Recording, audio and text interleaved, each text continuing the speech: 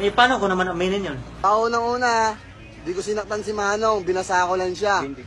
Paano masabi? Nagpaalam ako sa kanya, kuya, babasahin kita, sabi niya. Hindi pwede kasi may meeting siya. Eh, binasa ko pa rin piyes. Nasinungaling ako dahil nasasaktan na po ako eh.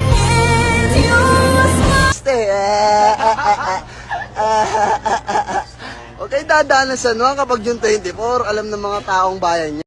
Submit ko na po sa akin ang lahat ng mga photos at videos na umiikot po sa internet. Hawak na po namin yan.